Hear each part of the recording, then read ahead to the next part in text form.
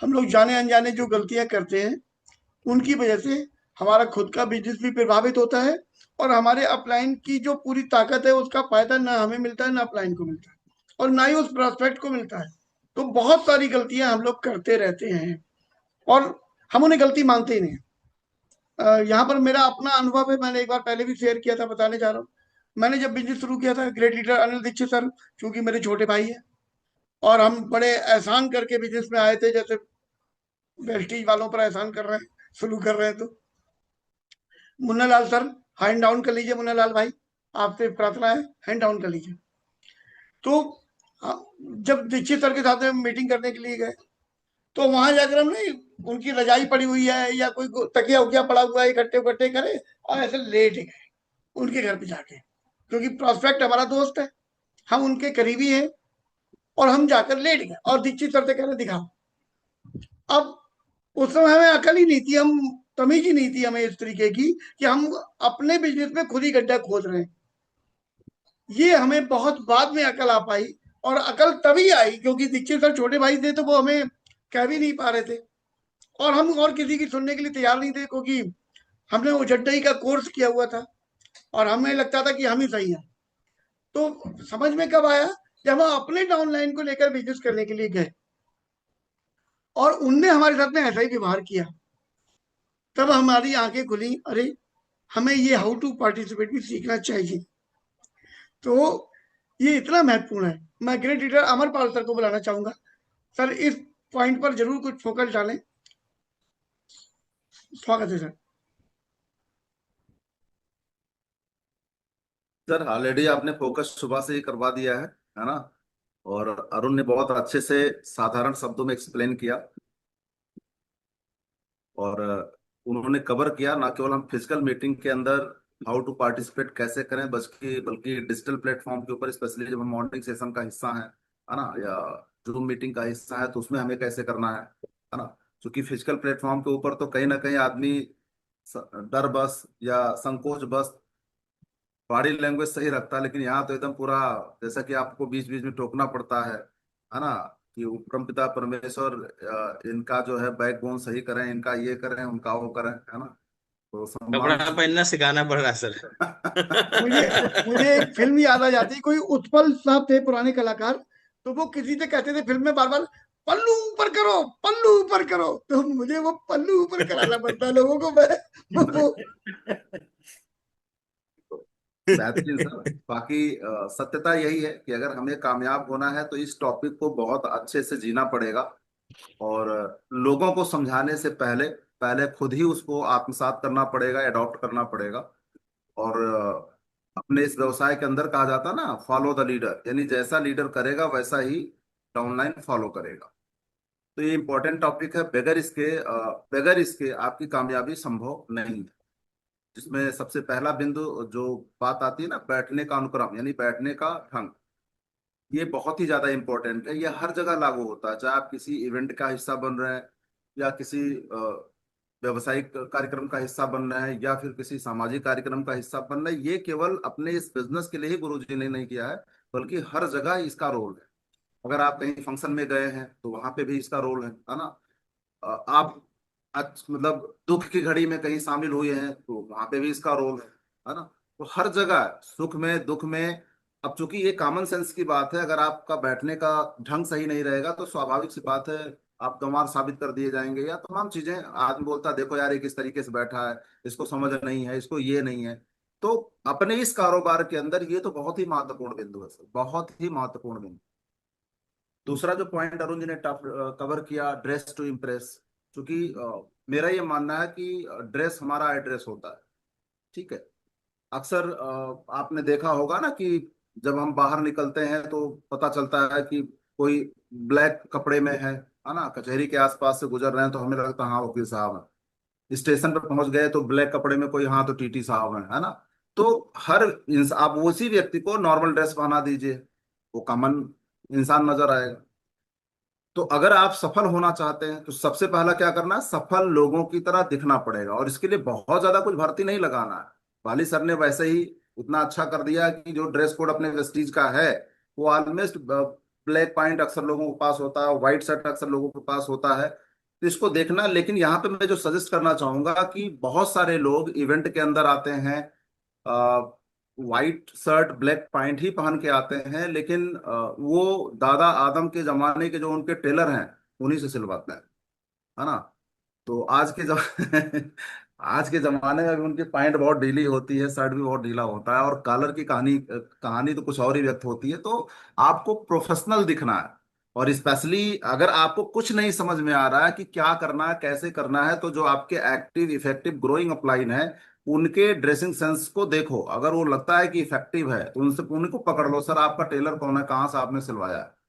यहाँ तो एक हम आपका जो गार्जियन है ना, हर रोल प्ले करने के लिए तैयार है, हर उस अड्डे पे पहुंचाने के लिए तैयार है जहां से आप सुंदर दिखें, जहां से आप अच्छे दिखें। हर माँ बाप चाहता है कि हमारे बच्चे अच्छे दिखें, तो वो उसी तरीके से जो आपका एक्टिव इफेक्टिव ग्रोइंग अपलाइन है वो भी देखता है। तो सफेद शर्ट ब्लैक पैंट पहनना जरूरी तो है, लेकिन वो उसकी सिलाई अच्छी हुई हो, समय समय पे उसकी साफ सफाई भी होना चाहिए। और इसके अलावा ध्यान रखना है कि वो मतलब उस अंतिम सांस तो नहीं ले रहा है। अगर अंतिम सांस ले रहा है तो उससे मोहब्बत ना करें, उसका दाह संस्कार कर दें, है ना। यानी कि मेरे कहने का मतलब उसको छोड़ दें बेचारे को।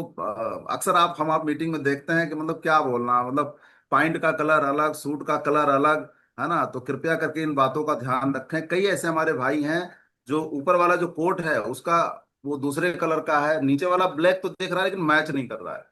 तो यहाँ पे मैं आपको सजेस्ट करना चाहूंगा, जो आप सूट बनवा रखे हैं वेस्टीज के लिए, जब भी उसको वॉश कराएं तो पैंट और कोट दोनों एक साथ ड्राई क्लीन कराएं। अपने घर पे उसको ना धुलें, क्योंकि वो घर पे धुलने वाली चीज नहीं है ना। तो आप पैसा कमा रहे हैं तो कम से कम ज्यादा से ज्यादा ड्राई क्लीन में कितना लगेगा भाई, 2-3 महीने पे 4 महीने पे आप उसको ड्राई क्लीन कराएं। अभी गर्मी का टाइम चल रहा है, उमस का टाइम चल रहा है, तो यहाँ पे थोड़ी कोई कह रहा है कि आप घर से ही पहन के निकल लो, है ना। ट्रक के छींटे और इन सब चीजों उस पर पड़ जाए, उसके बाद फिर उसकी शोभा खराब हो जाए। तो कुछ चीजें कॉमन सेंस की बात है। आपको सबसे अच्छा तरीका जो मैं बताता हूँ, जब भी आप अपने घर से निकलें, सिंपल सा तरीका अपने आप को टेस्ट करने का, जब भी आप अपने घर से निकलें शीशे के सामने अपने आप को खड़े कर लें। यदि लगता है कि हाँ पप्पू पास है तो आप उस कपड़े को पहन के बाहर निकलो। अगर आपको लगता है पप्पू फेल है तो मत निकलो, उसको चेंज करो, तुरंत चेंज करो। सिंपल सी बात है। नॉर्मल सा अगर आप घर पे कुछ लोगों के साथ मीटिंग कर रहे हैं, बैठक कर रहे हैं, आपके घर पे भी कुछ लोग आने हैं, आप कैजुअल कपड़े में भी, जैसे आप हम में से ज्यादातर लोग कैजुअल में, कोई यहाँ पे यूनिफॉर्म में नहीं है, तो अगर कैजुअल कपड़े पहन करके डिजिटल प्लेटफॉर्म के ऊपर या फिजिकल प्लेटफॉर्म के ऊपर अगर आप उपस्थित हो रहे हो तो वहां पे भी ध्यान से देखो, सेम कंडीशन, शीशे के सामने खड़े हो जाओ, पप्पू पास है तो प्रेजेंट हो, नहीं तो कोई बात नहीं। तो इसको चेक करने का सबसे अच्छा तरीका है। और एक बार अगर आपको नहीं समझ में आ रहा क्या सही क्या गलत, तो एक बार अपने सफल अपलाइन से पूछो, सर मैं अच्छा लग रहा हूं। अगर उसने बोला यस, दैट्स वेरी गुड। और गलत की तारीफ भी मत करना, जितने भी सही वाले अपलाइन हो, अगर तारीफ कर दिया तो समझ लेना फिर आपके खैर नहीं है। ठीक है। क्लैप लाउडली, जैसा अरुण जी की बात से मैं सहमत हूं, जब हम स्टेज पे होते हैं एज ए प्रेजेंटर, तो हमारा जो प्रेजेंटेशन ऐसा होना चाहिए कि हमें ताली बजाने के लिए ना कहना पड़े, ताली स्वतः बज जाए। इसको बोलते हैं ऑडियंस कैप्चरिंग। तो ये प्रैक्टिस का विषय है, और ये आपको करने से आएगा। अगर आपको बार बार ये फोर्स देना पड़ रहा है, अगर आप ताली नहीं बजाओगे, आप रिस्पांस नहीं दोगे, तो मैं अपनी बात कहना बंद कर दूंगा, ये कर दूंगा, तो ये गलत है। तो आपको क्या करना है, अपनी प्रेजेंटेशन स्किल को और इंप्रूव करना है। लेकिन आप सभी साथियों से मैं जरूर बोलना चाहूंगा, जब स्टेज पे कोई भी व्यक्ति किसी भी बात को प्रेजेंट कर रहे हैं, तो उसमें जो की वर्ड्स हैं यानी महत्वपूर्ण शब्द हैं, जैसे ही उनके मुंह से निकले झमाझम ताली आप बजा दो। और जब आप ताली बजाओगे तो आपके अगल बगल जो आपको बिजनेस पार्टनर जिनको बनाने के लिए लेके गए हो, वो भी ताली बजाना शुरू कर देंगे जी। इंपॉर्टेंस वर्ड्स पे आप अपना रिस्पांस दें, यानी आप हाँ या ना में मुंडी हिलाएं। जैसे अपने वहां भी डिजिटल प्लेटफॉर्म के ऊपर कुछ लोग एकदम क्या बोलते हैं गांव की भाषा में, उसको बांध लेते हैं। पुराने जमाने में जब किसी का नगेंद्र हड्डी उड्डी टूट जाता तो बांस की पट्टी बांध देते थे, मतलब वो सीधा ही रहना चाहिए, तो गला भी एकदम सीधा रहेगा। नहीं, काली मैया की कसम मैं हिलाऊंगा नहीं मुंडी, देख लो जो करना हो। तो अकड़ है ना, गए, तो हाँ सर, अकड़ जाते हैं अकड़। अकड़ जाते हैं। हाँ, तो ऐसा नहीं करना। तो हाँ या ना में मुंडी हिलाते रहिए, रिस्पांस देते रहिए। जैसा कि अरुण भाई ने बोला, कुछ लोग मतलब मीटिंग में आते हैं, इस समय उमस का टाइम चल रहा है ना सर, और अगर एसी का हवा मिल जाता मीटिंग में आने के बाद ही वो सो जाते हैं, मतलब वो परम सुख की प्राप्ति करने के लिए चले जाते हैं। तो रिस्पांस कहा देंगे बेचारे, सब कुछ हो तो तब देंगे। तो कुल मिला के अगर आपकी नींद पूरी नहीं है तो मीटिंग में जाने से पहले नींद पूरी कर लो सर, बढ़िया से नींद पूरी कर लो। सुबह का खाना हल्का खा के जाओ, अगर आपको लगता है अक्सर नींद आती है ना, तो खाना इतना खा के जाओ जिससे हम उस दिन कम से कम जीवित रहें, पेट भर के ना जाएं, क्योंकि मतलब अगर मतलब मीटिंग, भूख, इतना खाना है कि भूख लगा रहे। ठीक है, ये मैं आपको मजाक मजाक में बोल रहा हूँ, अक्सर ये हम आपके सामने होता, हो सकता है इस मॉर्निंग सेशन में भी कुछ लोग अभी भी सो रहे हैं, है ना। तो आपको क्या करना, आप रिस्पांस दे कब पाएंगे, जब आप मीटिंग में इन्वॉल्व होंगे, जब चीजें आप समझ रहे होंगे, जब उसको आप जी रहे होंगे, तब आपकी तरफ से रिस्पांस आएगा, अदरवाइज रिस्पांस आ ही नहीं सकता। ओके। इसके अलावा सो योर एक्साइटमेंट, अपना अपना जो व्यवसाय है ना सर, ये सपनों की प्राप्ति का है, सपनों की प्राप्ति का व्यवसाय है। यहाँ पे हम किसी के अंतिम संस्कार में नहीं गए हैं, है ना। सो योर एक्साइटमेंट का मतलब कि अपना उत्साह प्रदर्शित करें, है ना, कि आप जिंदा हैं, और जो लोग आपके साथ गए उनको इस बात का एहसास कराएं कि इस दुनिया में आने के बाद ऐसे ही मौज मस्ती वाली जिंदगी जीने को मिलेगा, जैसा कि आजकल हमारे संजय शर्मा सर अक्सर सोशल मीडिया पे दिखाते रहते हैं। भाई साहब अभी भाई साहब वो बाजा बजा रहे थे, पूछो मत, है ना। तो ये क्या कर रहे थे, धूम धड़ाका डॉट कॉम सब चल रहा था, है ना, तहलका डॉट कॉम। थैंक यू तो सर। ये आपको प्रदर्शित करना पड़ेगा। तो जब भी अपनी बात रखें, एक चीज और आता है, आप प्रेजेंटेशन के दौरान, मीटिंग के दौरान, चर्चा प्रचर्चा के दौरान एक पॉइंट यहीं पे और आता है कि अपने उत्साह पर नियंत्रण भी रखना है। मतलब हमें बह नहीं जाना है ना, नियंत्रण भी रखना है, लेकिन हमें अपना एक्साइटमेंट भी बराबर बना के रखना है। और इसका सबसे बढ़िया तरीका है, जब भी आप प्रेजेंटेशन करें या जब भी आप अपना उत्साह प्रदर्शन करें, तो आपका एक्साइटमेंट का लेवल हारमोनियस होना चाहिए। यानी जैसे आप गाना जब सुनते हो ना, तो स्क्रीन पे ऐसे ऐसे चलता है ना। तो इस तरीके से करें, जहां पे लगता है कि हाँ बढ़िया वाला करना है तो धूम धड़ाका सीटी उटी सब मारो, जैसा कि अक्सर होता है। इसके अलावा नॉर्मल कंडीशन में, तो ये आपको जीना पड़ेगा। ये 6 पॉइंट नहीं है, ये 6 पॉइंट आपके व्यक्तित्व को निखार देंगे, आपके ये 6 पॉइंट आपके व्यक्तित्व के अंदर चार चांद लगा देंगे। यदि ऐसा आप करते हैं और इसको अगर आप जीना शुरू कर देते हैं, तो जी कब पाएंगे, जब सबसे पहला ये 6 पॉइंट को याद कर लें। पहले याद करना है, फिर एक एक पॉइंट को समझना है, फिर इसको क्या करना, अपनी आदत में लाना। क्योंकि किसी भी चीज को आपने याद किया, जानबूझ करके 21 दिन तक उसको आपने करना शुरू किया, अब जब 21 दिन तक उसको आपने कर दिया एज ए टीज, वो आपके हैबिट में आ जाएगा, कहना ही नहीं पड़ेगा, कहना ही नहीं पड़ेगा। जहां जिस चीज की जरूरत है आपकी बॉडी वो रिफ्लेक्ट करेगी। इसके अलावा जैसे टीएफ वाली बात है, अक्सर प्रशंसा जब हम अपने किसी प्रोस्पेक्ट से मिलवाने जाते हैं, अरुण भाई ने क्या बोला कि हम अपने प्रोस्पेक्ट को ही इतना हाईलाइट कर देते हैं, ये अपलाइन बेचारा बकरी बन जाता है ना। और बकरी का या बकरे का क्या हाल होता है आपको पता ही है। तो इसके अलावा हम अदर चीजों की प्रशंसा ज्यादा कर लेते हैं, जबकि हम अपनी सिस्टम की प्रशंसा करते ही नहीं है। इसके अलावा हम अपनी कंपनी की प्रशंसा नहीं करते, इसके अलावा हम अपने अपलाइन की प्रशंसा नहीं करते। अक्सर नोटिस किया गया है, जिस अपलाइन के माध्यम से हम मीटिंग करवाने गए, पता लगा अपलाइन बोलता ही नहीं, हम ही बोले जाते हैं, हम ही बोले जाते हैं, हम ही बोले जाते हैं।